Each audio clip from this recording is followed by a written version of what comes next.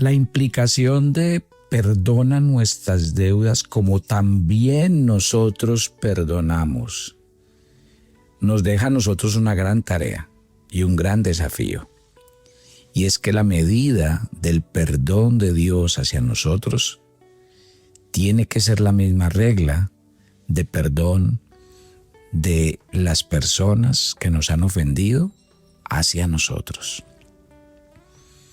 Con esto hay una gran reflexión, y es: todavía hay cargas, heridas y situaciones no resueltas que nos cuestan perdonar.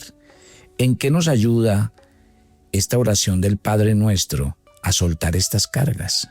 Escuche este devocional y deje que Dios hable a lo profundo de su corazón. Porque todo aquel que permanece en Dios, éste llevará mucho fruto y será limpiado para que lleve mucho más. Mañana jueves, día festivo en Colombia, estaremos en la ciudad de Medellín para toda el área metropolitana, 9 de la mañana. Lleguen muy puntuales porque la jornada es larga y la información suficiente para que empecemos a tiempo y terminemos a tiempo. Y el domingo estaré en la ciudad de Pereira. Así que ya tienen los números de Pereira, tienen el link. Es más, los que escuchan el devocional por YouTube, ahí siempre colocamos el link de cada ciudad. Ahí está el link de Medellín y está el link de la ciudad de Pereira para este domingo. El evento de Pereira sí va a ser en la tarde, desde las 2 de la tarde hasta las 7 de la noche. Así que ahí nos encontramos. Cuando hablamos, yo creo que hasta el momento en esta frase de perdonan nuestras deudas como también nosotros perdonamos, vamos a entrar en la palabra nosotros. Perdónanos nuestras deudas como también nosotros hemos perdonado a nuestros deudores. Ahora, me parece que esta pequeña palabra nosotros es la que forma como una bisagra entre nosotros recibiendo el perdón de Dios y nosotros extendiendo el perdón a otros que han pecado contra nosotros. Y nuestro Señor Jesucristo, al final del Padre Nuestro, continúa con este tema que indica la importancia del mismo. Mire que al final, cuando usted termina la oración del Padre Nuestro, dice: porque si ustedes perdonan a los hombres sus transgresiones, también su Padre les perdonará a ustedes. Pero si no perdonan a los hombres, tampoco su Padre les perdonará a ustedes sus transgresiones. ¿Qué significa esto? Mire, déjenme les explico. En primer lugar, no puede significar que tengamos que hacer algo para ganarnos el perdón de Dios. Usted y yo, cuando hacemos esta oración, no decimos en el Padre Nuestro: perdónanos nuestras deudas porque nosotros hemos perdonado a nuestros deudores. No, claro que no. Y quiero que este momento es muy importante, y es realmente por qué perdonar no es fácil. A veces tenemos que volver una y otra vez porque creíamos que habíamos perdonado a alguien y resulta que cuando lo vemos todavía nos sigue revolviendo todo. Cuando hablamos con esa persona todavía sentimos rabia. O sea que en el fondo necesitamos saber que todavía tenemos que volver a perdonar. Y si usted está luchando por perdonar a otra persona, mire que Dios no le está diciendo: oiga, para usted no hay gracia hasta que usted no resuelva eso. Si fuera así, entonces no habría nadie que se salvara. Lo que Jesús está enseñando en esta frase, y necesitamos sentir todo el peso de esto, es que aquí está la conexión más estrecha posible entre los que recibamos el perdón de Dios y que extendamos el perdón a los demás. Y esa conexión se materializa en la palabra nuestras. Aquí, mira que nosotros no decimos: Señor, perdóname mis deudas. Es perdónanos nuestras deudas. ¿Y eso qué significa? Quiere decir que Dios perdone no solo las deudas que tenemos cada uno en particular, sino las deudas que los demás tienen con nosotros. Eso significa, Padre, perdóname porque he fallado en amarte y perdona a las personas que no me han amado. La única alternativa a esta oración, por supuesto, sería, Padre, entonces no nos perdones nuestras deudas como yo tampoco estoy dispuesto a perdonar a nadie más. Y usted sabe que uno nunca haría una oración como esas. ¿Usted haría una oración, no nos perdones porque yo no perdono? No. Pero recuerde que a veces el corazón del ser humano, yo he conocido personas que cuando hablo con ellas me dicen, yo nunca voy a perdonar. Es que, pastor, usted no me entiende, usted no alcanza a medir los hechos, usted no fue el que los vivió, usted no sabe lo que eso produjo, lo que eso trajo, los resultados. Y yo trato de entender humanamente, yo trato de entender que han habido de situaciones a situaciones. Una cosa es que uno perdone a una persona que le dice una mala palabra o que le hace una ofensa, pero lo que pasa es que hay de injurias a injurias y hay de males a males. Pero con esto, otra vez, yo quiero entrar a que los corazones de las personas pueden ser corazones de piedra o corazones de carne, corazones dispuestos y corazones no dispuestos. ¿Y cómo puedo saber yo entonces, o cómo le puedo pedir a Dios que perdone mis pecados si yo no estoy dispuesto a perdonar a los demás? Ahí es donde está el punto. Perdónanos nuestras deudas. Ahora bien, eso no nos impide, por supuesto, orar, Padre, perdóname cuando confieso un pecado en concreto, claro que sí, pero yo no puedo pedir a Dios para mí lo que no quiera que le dé a los demás. ¿Está claro? ¿Cómo podemos entonces perdonar a los que nos han hecho daño? Y a veces esto parece lo más difícil de todo, porque el perdón es duro. Pero ¿sabe qué dice la Biblia? Que fue necesario el sufrimiento del Hijo de Dios en la cruz para lograr lo que Él hizo por usted y por mí.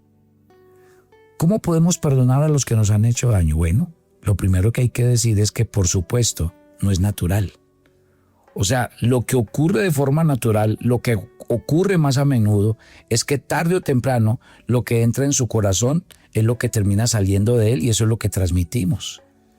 Todo lo que sabemos y lo que vemos de múltiples maneras. La persona que es despreciada acaba despreciando a otras personas. La persona que es engañada termina engañando a los demás.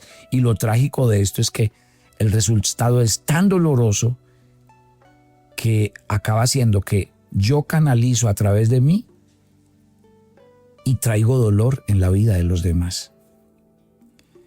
Me encanta cuando Gandhi describió bien esta tragedia cuando dijo ojo por ojo hasta que todo el mundo esté ciego. No, Jesús dijo, ustedes han oído que se dijo ojo por ojo y diente por diente. Yo les digo, amen a sus enemigos y oren por los que lo persiguen. Cuando una persona nos hace daño, hay dos posibilidades. La primera es que el mal que me ha hecho va a acabar saliéndose de mi corazón.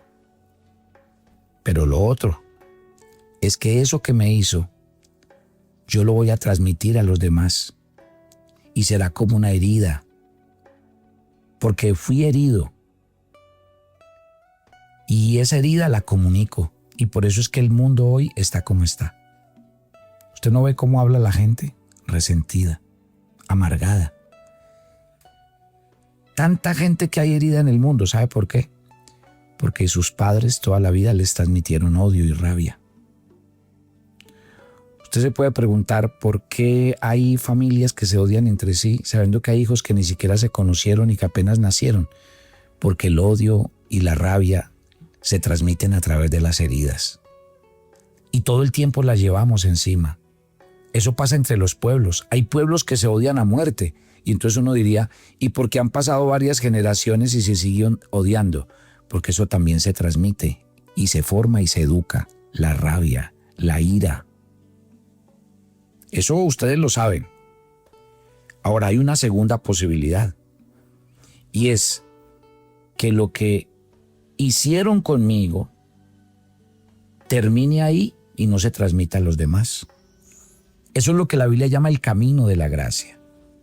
Algo mejor que un mundo de represalias interminables, algo mejor que el ojo por ojo y diente por diente. Claro que es posible, y eso nos lo enseñó el Señor.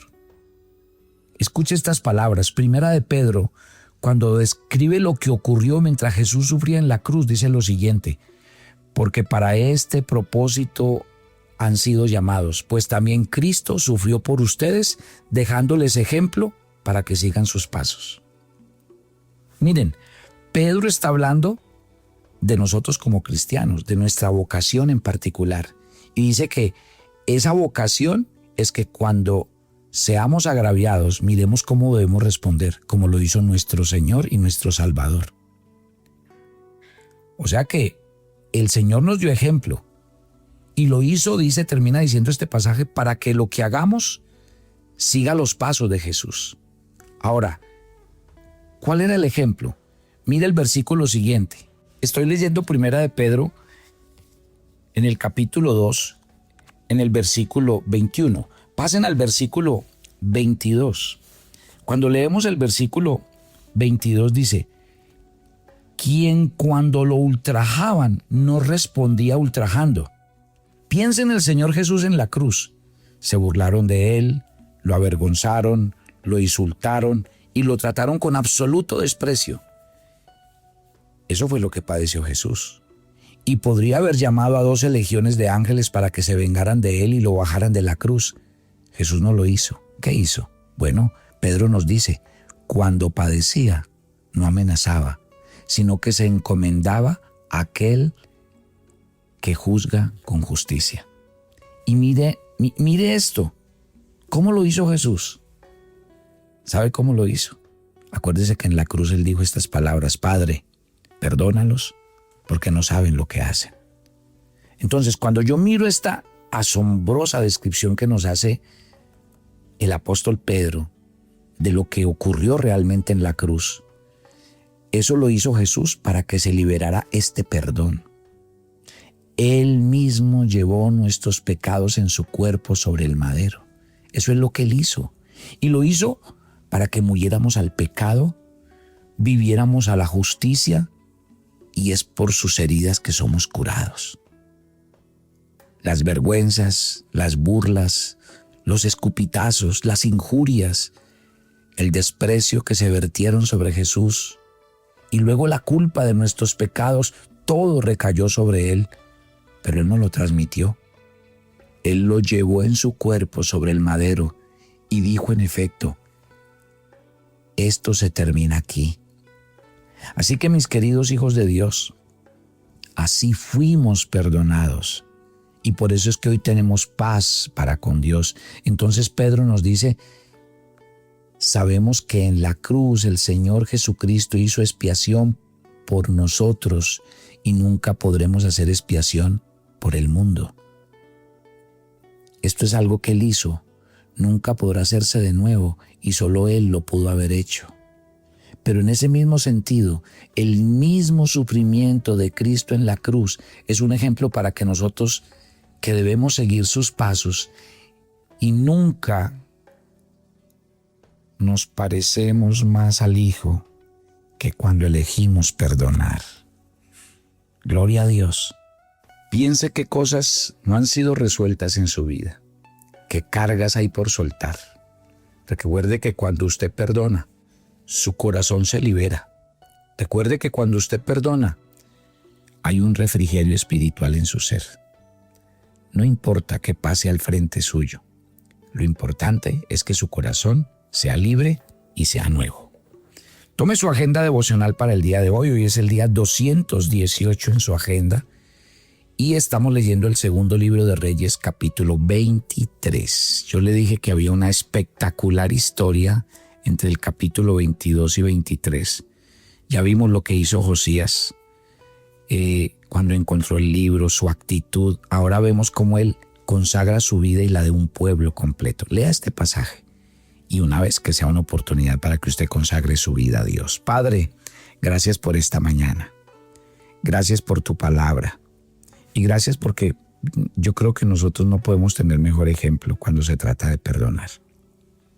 Y el ejemplo fue todo lo que tú hiciste por nosotros, lo que sufriste por nosotros, todo ese dolor y lo único que tuviste hacia el mundo fue palabras de perdón.